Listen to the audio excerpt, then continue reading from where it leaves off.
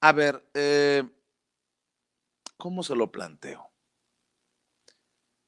Grábeme, don Quique.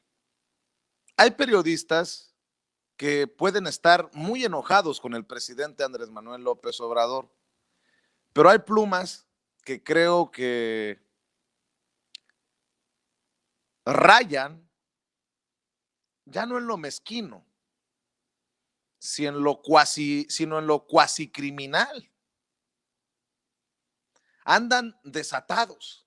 Y uno de ellos, tal vez porque fue señalado en el primer quién es quién en las mentiras, Raimundo Rivapalacio, uno de los clientes del presidente Andrés Manuel López Obrador, que es exhibido o ha sido exhibido una y otra vez, publica una columna que ha sido criticada por ser parte de esta narrativa golpista, pero que ya señalan algunos como sugerencia hasta de magnicidio. Y es que Raimundo Rivapalacio escribió, y me voy a basar en lo que escribe Raimundo Rivapalacio porque esto es muy serio. Dice Raimundo Rivapalacio en su columna: el asesinato del presidente de Haití es nuestro espejo. Debilidad institucional, un sistema de justicia disfuncional, mal gobierno, corrupción y crisis de legitimidad en el liderazgo. Si no corregimos, México será propiedad de criminales. ¿O será que está sugiriendo Raimundo Rivapalacio que México podría también sufrir la crisis que está sufriendo Haití? Solo pregunto. Esto es verdaderamente lamentable y yo no obligué, no le agregué a lo que dijo Raimundo Rivapalacio y ni obligué a Raimundo Rivapalacio a escribir este tuit. Insisto, el asesinato del presidente de Haití es nuestro espejo. Debilidad institucional, un sistema de justicia disfuncional, mal gobierno, corrupción y crisis de legitimidad en el liderazgo. Si no corregimos, también matan al presidente, Raimundo. Si no corregimos, México será propiedad de criminales, dice Raimundo Rivapalacio. Dice así: la forma como asesinaron en medio de la noche al presidente de Haití, Jovenel Moïse, e hirieron a su esposa Martín, no debe pasar desapercibido para los mexicanos, que debemos de aprender rápidamente de las lecciones que nos da este magnicidio, ejecutado con una prepotencia que solo da la impunidad de una sociedad enferma. Un comando entró en casa de Moisés en la zona de Petionville, un barrio de clases medias y altas en las colinas que tiene Puerto Príncipe a sus pies. Después de ir recorriendo las sinuosas avenidas en medio de explosiones, mientras que por altoparlantes decían en creole, una lengua criolla que tiene su mezcla con un francés primitivo y en inglés, que se trataba de una operación de la DEA. Los agentes antinarcóticos estadounidenses suelen ser rudos y abusivos en sus operaciones policiales, pero ni anuncian sus acciones por las calles, ni realizan ejecuciones al menos de este tipo. Petionville ha sido por años un barrio de moda donde se ubican las mejores tiendas y los mejores restaurantes. Es una zona vigilada, normalmente segura por la vigilancia, así escribe Raimundo Rivapalacio, de donde rara vez en los últimos meses había salido Moisés, que había hecho su propia fortuna como exportador de plátanos. Sin un ejército formal, las explosiones que iba provocando el comando eran una demostración de fuerza para inhibir a la Policía Nacional, que en efecto no hizo aparentemente nada para frenar al comando. Le tengo que estar corrigiendo hasta la columna a Raimundo Rivapalacio, carajo. Los primeros tiros que se escucharon fueron alrededor de la 1 de la mañana y despertaron al vecindario. Al mismo tiempo sirvió como una señal para que no salieran a la calle. Videos tomados por los residentes de la zona mostraron a 9 camionetas Nissan, muy utilizada en el Caribe por su alto rendimiento en todo terreno, que iban en convoy. El comando no quería toparse con nadie o que alguien se les atravesara. Los videos registraron cómo varios hombres armados se bajaron de las camionetas y en formación militar entraron a la casa de Moisés, fueron a su habitación y le dispararon a sangre fría a él y a su esposa.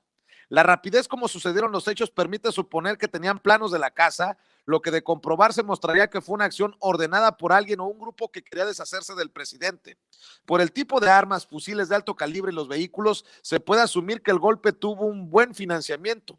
Funcionarios haitianos declararon a la prensa que se trató de mercenarios porque en los videos se escucha que hablan también en español, pero no han abundado ni sugerido quién o quiénes podrían haberles pagado por ese trabajo.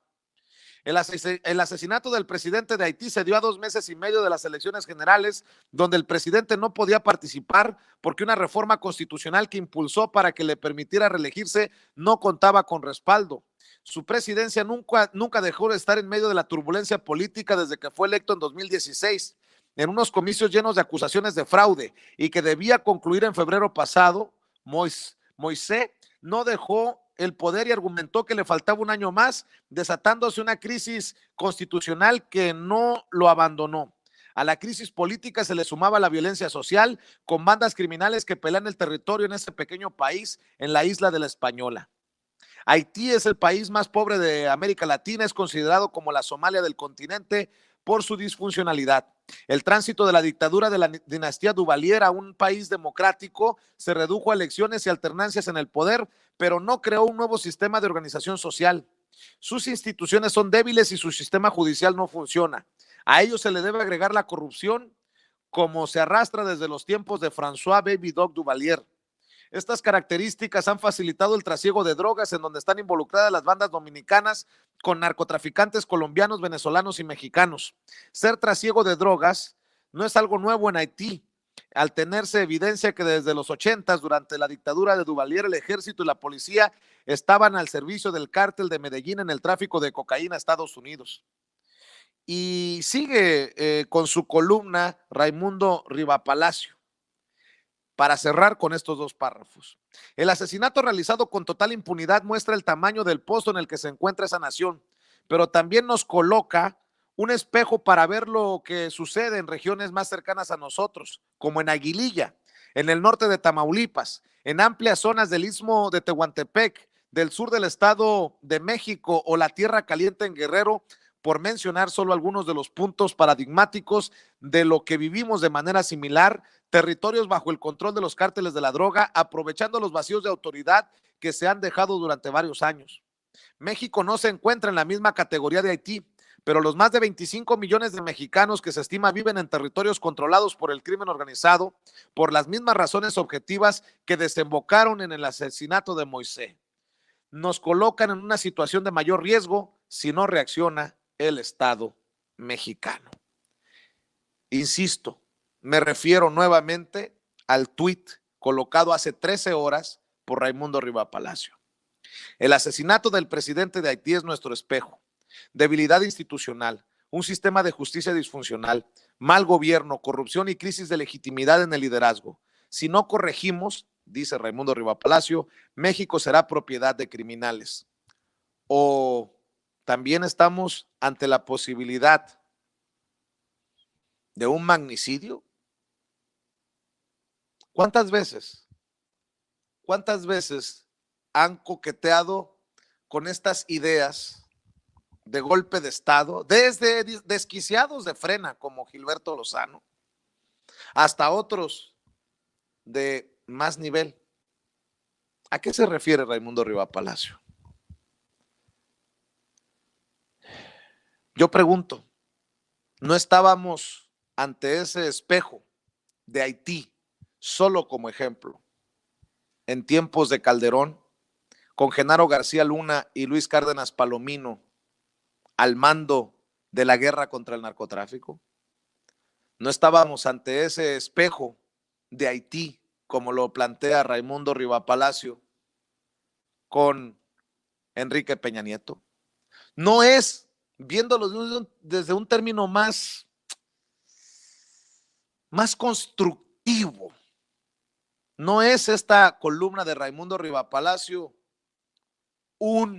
¿tiene la razón López Obrador?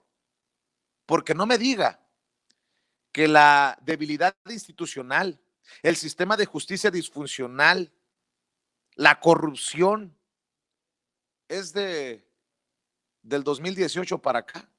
Ahora agréguele el sesgo, la opinión de Raimundo Riva Palacio al decir el mal gobierno y la crisis de legitimidad en el liderazgo.